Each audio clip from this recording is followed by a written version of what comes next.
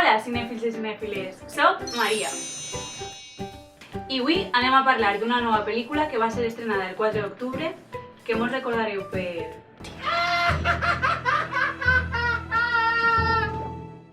però que segurament siga recordada per això. Comencem. Això és Parlem de Cine. Murray, solo una cosita. Sí.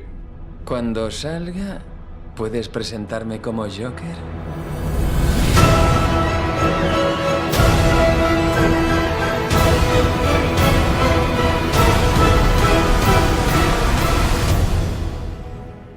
El director Todd Phillips va tindre una magnífica idea al donar el paper protagonista del Joker a Joaquin Phoenix, que va fer una esplèndida interpretació del personatge. Es podria dir que Joaquin Phoenix ha fet un dels papers de la seva vida, amb mesos de treball i d'introspecció, submergint-se en la bogeria del seu personatge, estudiant cada detall i donant-li moltes més dimensions a un Arthur Fleck que durant el transcurs de la pel·lícula l'espectador acompanya en el seu descens personal cap als inferns, com si de la divina comèdia de Dante es tractara.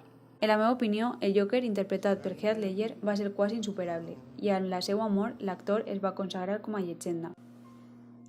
Però Joaquin Phoenix ha aconseguit amb la seva interpretació que es puga parlar de comparacions.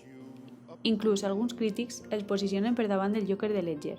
Tot i que Ledger és considerat com una llegenda, Joaquin Phoenix és un clar mereixedor de l'Oscar per la seva interpretació d'Arthur Fleck, més conegut com el Joker. Com a personatge, Arthur Fleck és complex i difícil d'interpretar, ja que pateix una malaltia mental. Durant el transcurs de la pel·lícula es veu com la seva ànima es corromp a causa del rebuig de la societat. És un personatge amb el qual l'espectador empatitza, ja que és maltractat física i psicològicament. Una part molt característica del Joker, com a personatge, és el seu riure. Un riure contagiós i malèvol, degut al seu trastorn mental.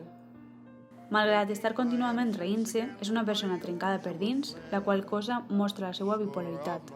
En la pel·lícula s'observa una societat amb zero empatia, que empitjora cada vegada més, retractant el drama sociopolític de l'època a la ciutat de Gotham, on les diferències econòmiques i socials són cada vegada majors, a més de les retallades en sanitat que deixen sense medicació al nostre protagonista, Arthur Fleck.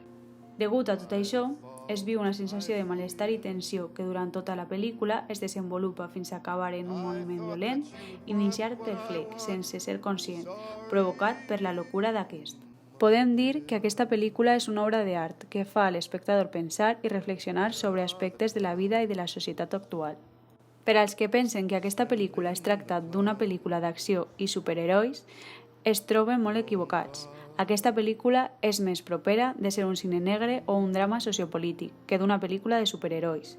Sí que és veritat que l'espectador pot veure l'origen del personatge de Batman, però a títol anecdòtic, sense acció i només ocupant uns segons en pantalla. Molta gent pensava que una pel·lícula d'un personatge com el Joker, el qual no és l'eix principal del seu univers, no anava a funcionar, però s'equivocaven. El Joker sense Batman funciona. Per altra banda, caldria dir que es tracta d'una pel·lícula crua i violenta, no recomanada per als xiquets i xiquetes. Per a finalitzar, sí que m'agradaria recomanar-vos que aneu a veure la pel·lícula en versió original, ja que es pot apreciar amb més luxe de detalls la magnífica interpretació de Joaquin Phoenix com el Joker i sobretot la treballada rialla desencaixada del seu personatge.